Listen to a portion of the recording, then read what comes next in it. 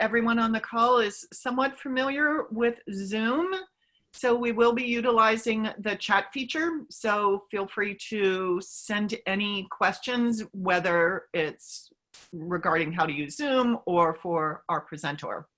We will be monitoring the chat room. So again, thank you and welcome. And so now I'd like to introduce you to our speaker today, Lori Nevada, who is an ELI alum from the class of 2015.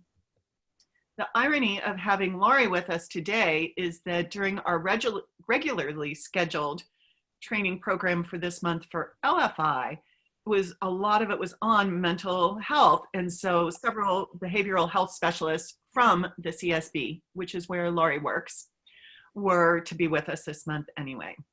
So it's really lovely to have you, Lori. And Lori's topic today is Mind Your Mind. So I'm going to turn it over to her. All yours, Lori. Thank you, Karen. It's great to be here, although I can't see but a couple people. You know, I am glad that we're all here together. This is definitely, as you said, this is an important topic, especially in the times that we're in right now. So Mind Your Mind is going to be a discussion on, you know, how can we take care of ourselves during this time. So just really quick, a little bit about myself. You know, as Karen said, my name is Lori Nevada. I work with the Fairfax Falls Church Community Services Board, and I am in the Wellness, Health Promotion, and Prevention Unit within the CSB. Some of the stuff that I do is I go out and we teach the community about ACEs, adverse childhood experiences, mental health, first aid, and so on. So this is my thing. This is what I enjoy. I love getting out there and presenting and sharing this valuable information to the community. It's so important. So, and as I said, one of the most important things is taking care of yourself. That self-care is so important. Bear with me. I'm so sorry. I have a TV that keeps popping on out of the blue. So again, as I had said, I'm going to be talking about Mind Your Mind. One thing at the end, I have a Q&A. So if you want, as Karen had mentioned, we've got the chat box. If you want to save those questions for the chat box, and then at the end, I will answer, you know, those questions. So we'll get through the material and then we'll answer those. So, okay. So, you know, as we know, stress is a normal part of life. If we're, you know, living in Northern Virginia and we're not stressed out, probably missing something. These anticipated stressors of daily life are typical, but it's with these new challenges, these new stressors that we're all experiencing create these new challenges. So what we need to do is try to figure out how to navigate through these new challenges and this anxiety that we're all experiencing. What to do to take care of ourselves. You'll continue to hear me say the need for self-care is so important because it's true. We are no good for other people if we're not good for ourselves. We need to take care of ourselves and, you know, and ensure we're doing that, not just taking care of our family, our loved ones, our kids, our parents, but we need to take care of ourselves to be able to do that. So, oops. Okay, so the first thing I wanted to do, and I think I jumped the gun, but I do have a poll, and Lori is going to help me out with that. We have a poll that I wanted to ask everybody, and that is, what do you miss the most? What do you miss the most? Oh, Lori, I think you're...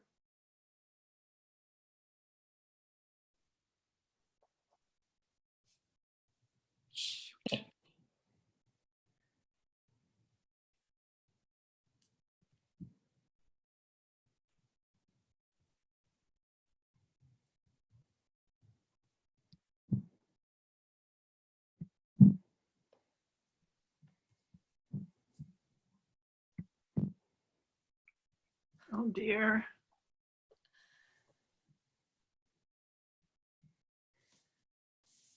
You know what, we can do without. It's okay. What I can do is just simply ask, and I want you to kind of think about. Is this the right poll, Lori? I just found one. Okay, let me see it. What do you miss the most? Yes. Okay, good. So can everybody see that now? Oh, no, you can't. There we go. Okay, so just take a moment, look at the list. What is it that you miss the most? And then we'll come back.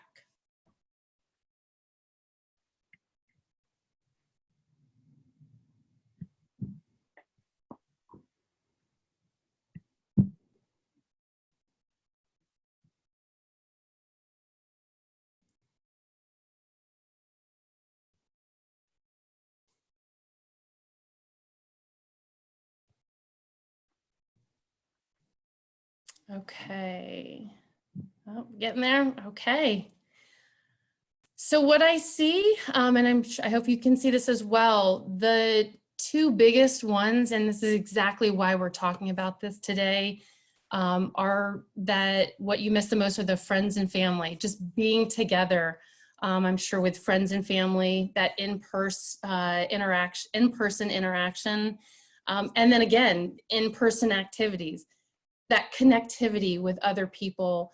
I know for myself, just being, being on the trails and I'm walking, and I'm a smiley person. I like to engage, and a lot of people don't really want to engage as much. They're keeping their distance. It's not person to person, but it's just staying well.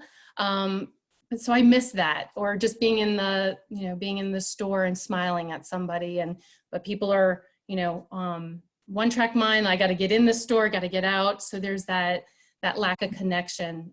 So thank you guys for answering that question. Okay. I'm going to ask for, as we move forward, because we want to have some tangibles when we leave here, I'm going to ask if we can put the other poll up. The other poll is going to be, what are some activities that you're currently doing to implement into your daily routines to maintain your health and wellness? It's just one more poll. Yes. So please feel free to list as many as you're doing.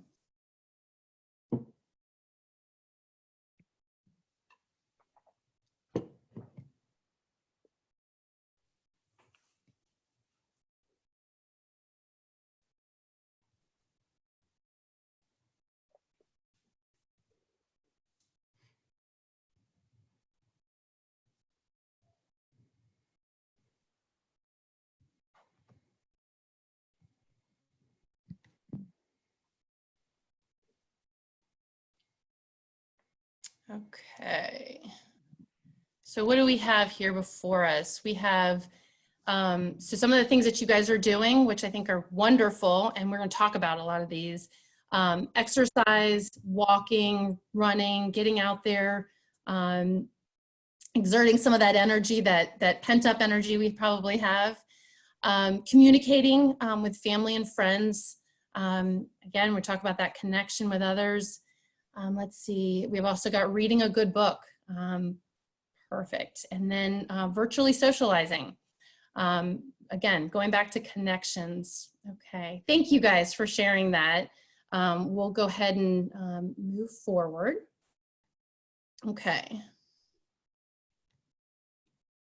Okay, so what are some ways to manage our stress? We need to build that resiliency. We need to kind of keep ourselves going. And hopefully this is something that we don't just take for the here and now. This is something that we will continue to do. Again, we need to continue to nourish ourselves. We need to continue to take that self-care very seriously, because it's important to our growth. It's important to how we connect with others. It's important to how we kind of move forward. So what are some ways? If you see up here, if you can see my mouse, but over here to the left is a mandala. Some people enjoy arts and crafts and activities such as that. So adult coloring, I know it might sound so small, but sometimes taking a break for those small things. I see a thumbs up. You know, we're in our homes and we're doing everything in our homes. We're waking up, we're maybe even doing our exercise, we're working, we're taking care of our family and our kids, our loved ones, and then we're wrapping it up and going to bed. So everything is done in one place. So you need to take those small breaks for yourself. And maybe that is doing adult coloring. Maybe it is, as the little boy in the middle is reading a book, taking 30 minutes of a break to read a book, to kind of disengage a little bit. Down on the bottom left is a figure exercising. It doesn't have to be running. It doesn't have to be walking. It can be getting out there and gardening, as the poll had suggested. It's a great way of exerting that energy. Cooking, you know, I know some of us may want to totally run away from that, but some of us really enjoy cooking, finding new recipes, finding the time to look up new things. We've got wonderful ways of finding new stuff on the internet. We've got Pinterest. So finding new stuff out there, testing it out on our families. They can't go anywhere these days, so allowing them to help and test them out. As another poll question, one of the poll options was virtually chatting with your friends, family.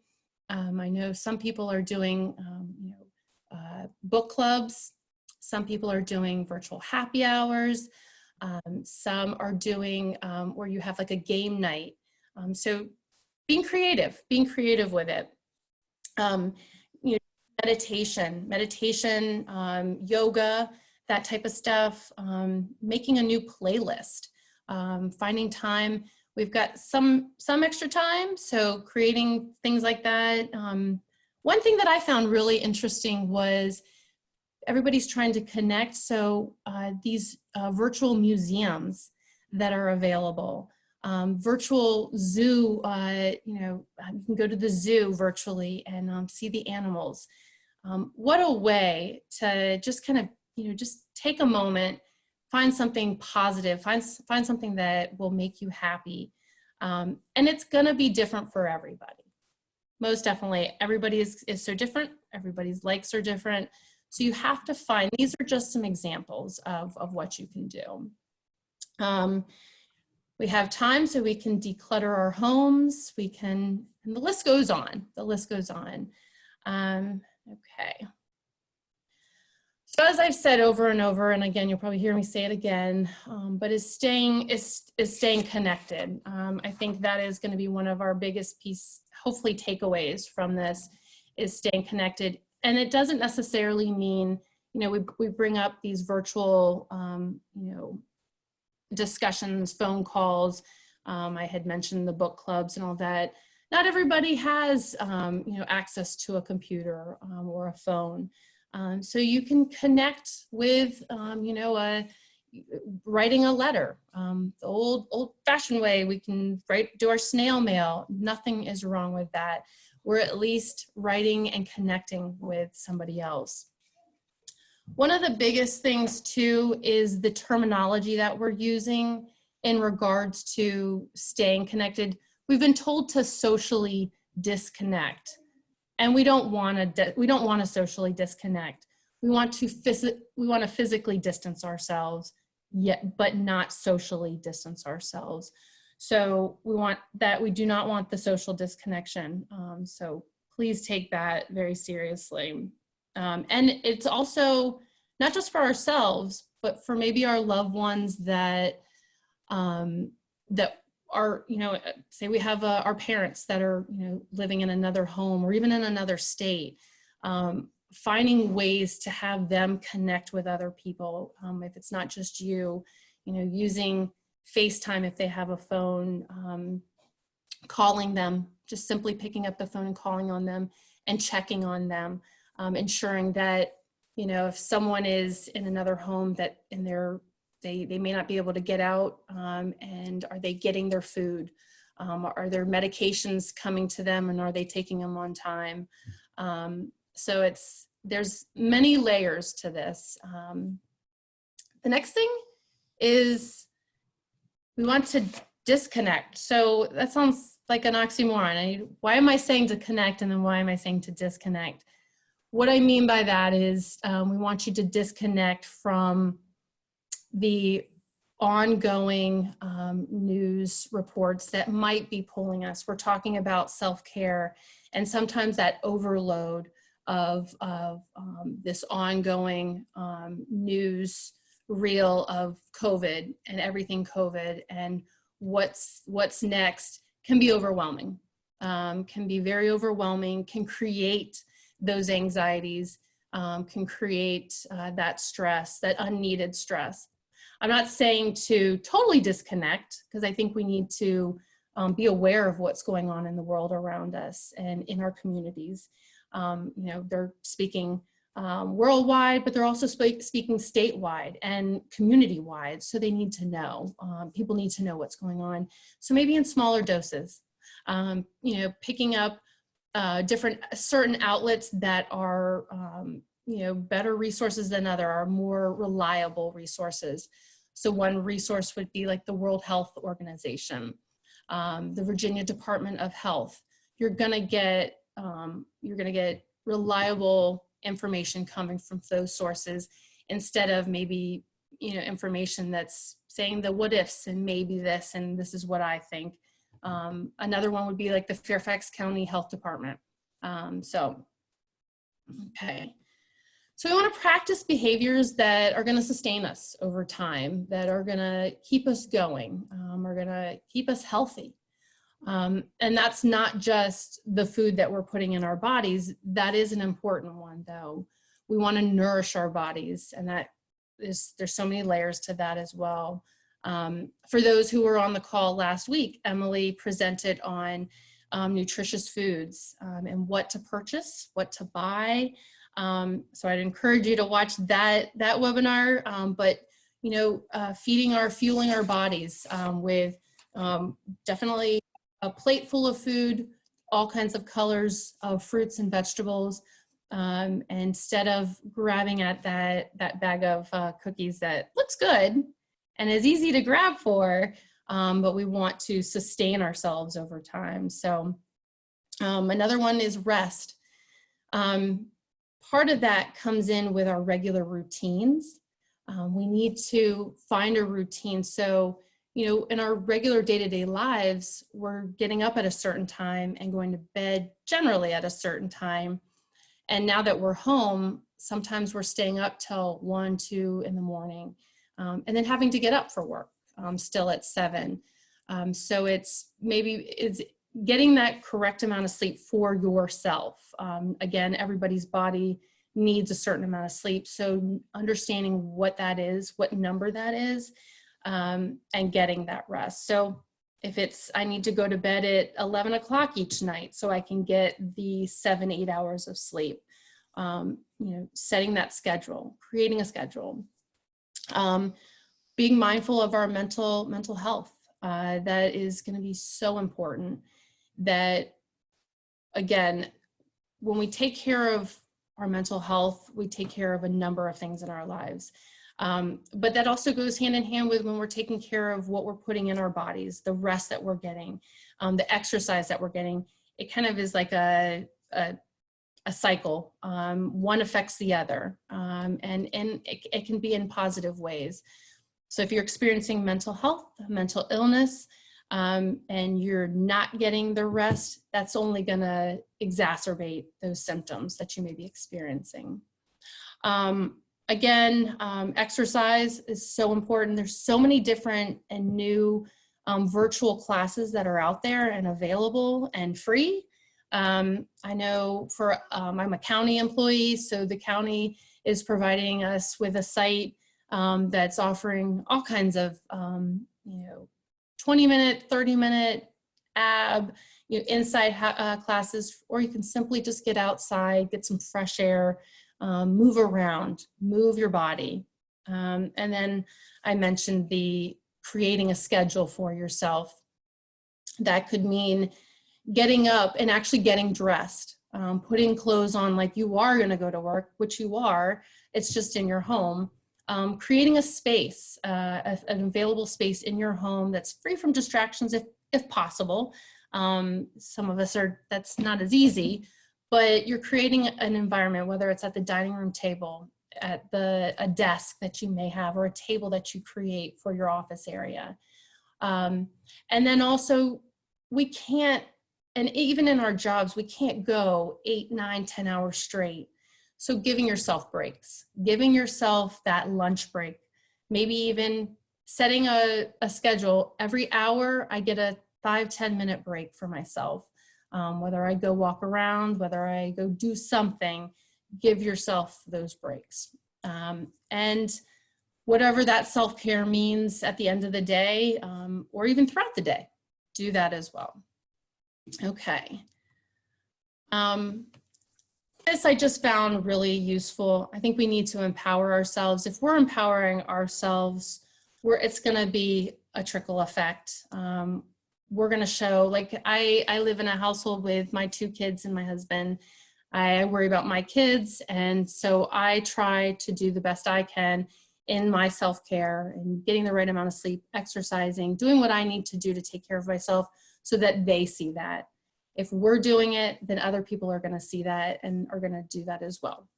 Am I an expert at it? No, but it's doing it. It's trial and error. It's finding what works for you, and some things might not work, but it's giving yourself that, you know, the opportunity to try something. Okay. Okay, so you're going to focus on the things that you can influence, that you can take charge of. I'm not going to read all of them, but just pace yourself and pace yourself between stressful activities, again, with work. For those who are trying to be a teacher at the same time as working, or taking care of your loved ones, maybe in another home, in another state, it can be very stressful and overwhelming. So, you know, giving yourself time for those breaks is going to be important. And then maintain a sense of hope. Without hope, and that's what you have to be mindful for yourself, but also for other people. When people are showing a sense of hopelessness and helplessness, those are indicators that, you know, an individual is in need of additional support, additional help. Maybe asking that specific question of, tell me more about that. So hope is what we really need in all of this. What is that light at the end of the tunnel? What are those, maybe in a day, what are those daily affirmations that I'm going to tell myself, you know, each day to kind of keep me going? Those create hope in us. So being mindful of that. I like this saying at the end, this quote. So I'm going to push yourself, challenge yourself on a daily basis. Do something today that your future self is truly going to thank you for. So in the moment, might feel overwhelming.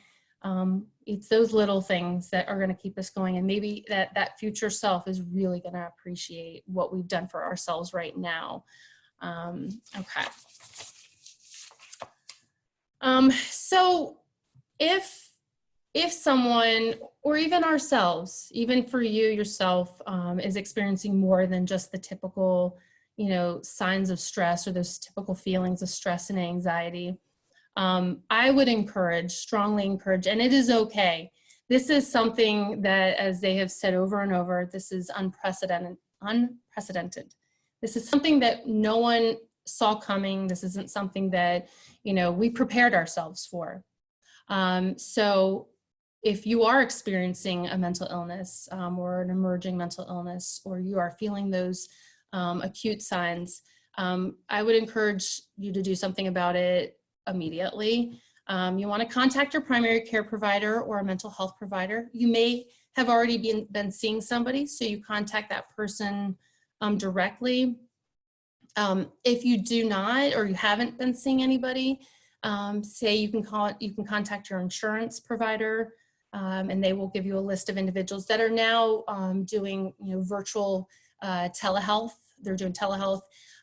Or for those who don't have insurance, some of us don't, you can go through the local CSB, which is what I work for, and they can provide services at off of a fee slide. So we don't ever want anybody to think, well, I don't have insurance, I don't have the means, that that it's not available. And that, again, this isn't just necessarily for us. It could be for a loved one, a community member, a neighbor, someone that, is in need of that help. So very important.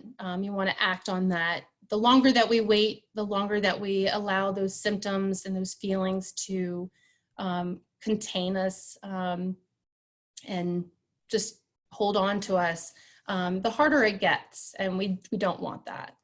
I would also encourage, as I had said, that you'll hear me say a lot, is you need to connect with somebody. Not everybody has somebody in their life. Not everybody has family around them, but there are places like within the county, there is a program through it's what's called PRS. It's called the Care Ring.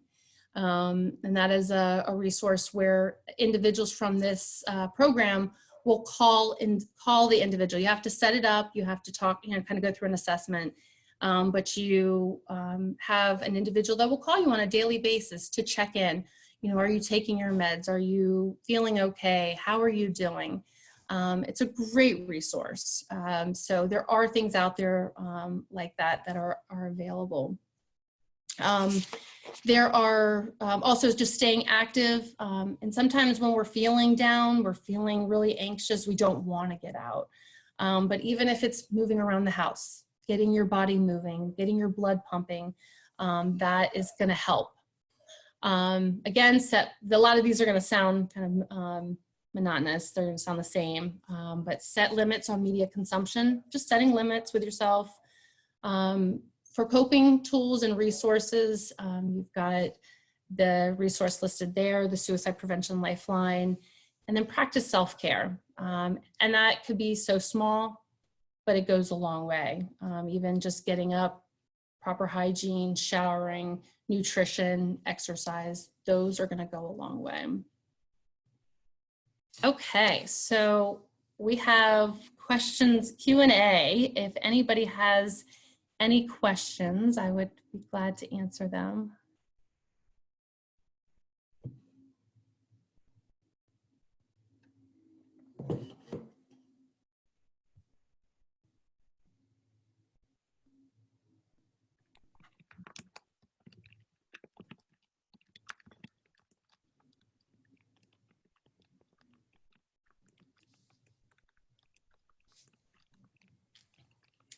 Since I have the PowerPoint up, Karen, do you guys want to read them to me, or do you want me to, I can go on the chat? Sure. I'd be happy to do that. Well, I was just typing one, so I'll just share mine. But right before that, are there any resources in Spanish available? There are resources in Spanish. I know in particular, and this isn't just because I work for the CSB, but if you go on the Fairfax Falls Church Community Services Board website, we have them in English, Spanish. There are some in Vietnamese and Korean as well, Amharic. It just depends what you're looking for. There are services or resources in Spanish, but I would need to know what specific, whether it's for mental health. Like I said, for mental health, the CSB has them as well. Great. Diane says, thank you. The key for me is to be thankful and grateful and actively involved in each day. Yes, well Good said. practice, Diane. Yeah.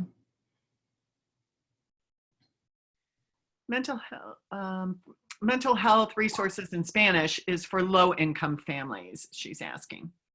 Okay. I can actually, well, one, like I said, the CSB, with the fee slide, that they will provide services to anybody. No one is ever turned away. Again, if they don't have, if they have insurance, you generally will have to go through your insurance. A lot of times that will happen, but the CSB will not still turn anybody away. I can also provide, we have a list of community resources as well. And then it's important to know where in their community they are, because we have certain regions, within regions, we have pockets of resources available. So if they wanted to, I have my contact information at the end. They're welcome to contact me, give me a little bit of information, and I will provide a number of resources to them. That's fantastic, because I know that there are community service groups out there like HealthWorks out our way, Yeah. West Herndon, that are available to people that are low income. Exactly. Yeah. It's not just the CSB. We work in the community. So we have, there's faith-based organizations, there are nonprofit organizations, there are, for like legal aid, there are amazing resources out there. So yeah, please feel free to contact me directly. I'll get some more for you. I would say too, for anyone on the call, that if you know of any resources, both for mental health issues, food, anything for people that are, really challenging for them right now, let us know, because we're updating our COVID page on our website as often as we can. Yeah. As soon as we get information. I'm not seeing any. I think you already answered the question I had, which is there really one place where you can find these resources? But it sounds like on the CSB page and in the county health department, you can. Yeah, that's half the battle is, if you don't know where they're at, like, where do I look? So one, like you're saying, one point of contact would be like the CSB. There is that community resource page is on there as well, because we don't just say, hey, it's just us. But it's also then knowing who to speak to can then pull those resources. So it's, it's hard, but that's why I always put myself out there. Let me know and I'll help to kind of navigate for you. And if people don't have access to the internet, so if they need a phone number, is the community service board the best place to go? Or is there a 611 number or something you can call? Great question. So there is a 211 number. 211. Great. 211 has basically directs you to, there are hotlines, there's doctors that you're looking for, services, homeless shelters, the list goes on. 211 is a great contact to have, just if you're looking up it for any type. The CSB has it's our entry and referral number. So if you're looking for even a resource that's not within the CSB, they can still direct you. They are a wealth of resources as well. So just go on the CSB homepage, look up entry and referral. And if you have a hard time, again, just I can get that direct number. I just don't have it right with me. Yeah, I just know that sometimes when people get overwhelmed, Yeah. even without an underlying mental health condition, it can just be so overwhelming to then think about having to search through so many sites to find help. You do. It's just enough energy to get yourself up, get yourself out of bed, Mm-hmm. trying to find those resources. And when you come across, roadblock after roadblock, sometimes you kind of give up. And we don't want that. We want people to know that, this is normal. I mean, what we're going through is not normal, but the feelings that come out of it are normal. And we don't want people to not do something about it. Well, can I make a request of everyone on the phone or on the Zoom? We'll come up with all these new words and saying, but I would love to have everybody put in the chat, what one thing do you do to start your day on a positive note?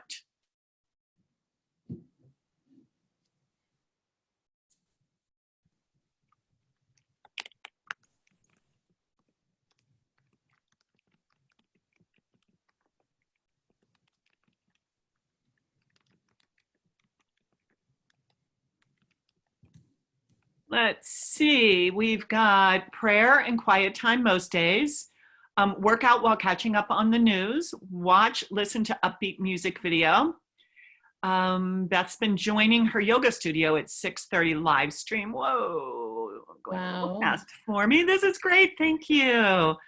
Donna says she always has a plan for the day.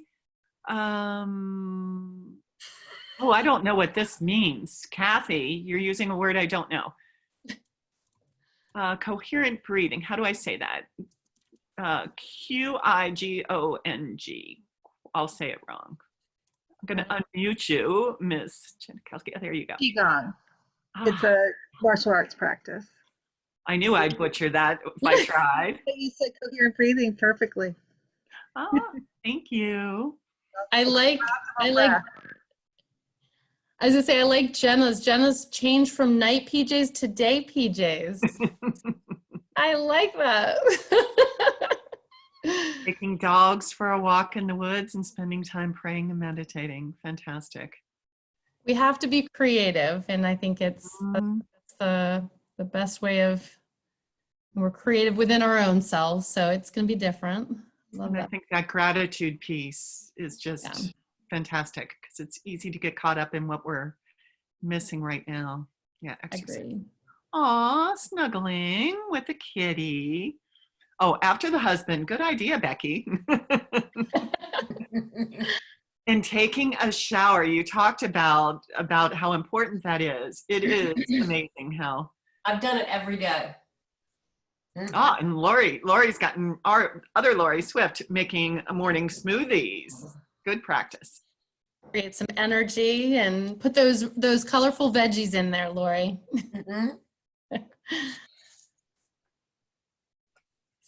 Oh, thank you all for indulging me on that. That was great. So I also have, let's see, hold on one second. Okay, there we go. I have a number of resources, and they will be put in a link in the chat box. But a number of these resources range from, again, we have all these webinars. Some are very useful and user-friendly. The Dibble online series is all about self-care. This was a short version. These series are going to help us to really walk through what that self-care looks like. One app, this My Strengths app, that I find necessary for anybody is like I said, My Strengths. You can go on, put it on your phone. It helps walk through, what are we doing? How are we tracking our sleep? Are we getting enough sleep? Are we managing our mental health and wellness? Kind of walks you through that. That's just a few little tidbits of My Strengths. But I would encourage you to get on that. Another one, and it's not on this slide, but is Test Your Mood. It's an online anonymous assessment on our CSB website that if you're having, or somebody that's having issues with trauma, clearly what we're going through right now. So someone that has experienced trauma in the past, what they're experiencing now could be, like I said, exacerbated. So we want to be mindful of that. But to move forward, you can click on certain issues that are going on, like I said, trauma, anxiety, depression. There's ones for adolescents. They can go on, answer the number of questions that they have for each of the assessments, and then they will give them a list of resources in the local community, the local area. So you're not just taking an assessment and being left high and dry. You're provided with those resources and who you can call. Then let's see. So again, yeah, just the George Mason. George Mason has a wealth of resources, and they have a webinar series that I think would be helpful for a lot of people as well. But I would also encourage, as I had told you, Karen, this goes to everybody. Please do not hesitate to give me a call. That's my job, to connect you with the community and those community resources. So I just encourage you, if you have any questions, you can shoot them my way. If I can't answer something, I will get you the answer. So One thing before we leave, I'm going to ask you, and this is something that I want you to take with you and think about. This isn't to answer right now, but what I challenge you, and I challenge you to think about these 3 questions. So, how will you use your time in quarantine? Some of us can use it for good. Some of us might kind of sit with it and think about the awful things that we're going through or the positive things that we're going to take away from this. That's for you to decide to kind of think about. Next question is what's your opportunity in this adversity? We have opportunities that are there. We just have to find them, and we have to figure that out for ourselves. So what is your opportunity in this adversity? And then lastly, how is the content you're consuming impacting you? What are you going to do differently? Like, what are you going to do if it's affecting you? What are you going to do?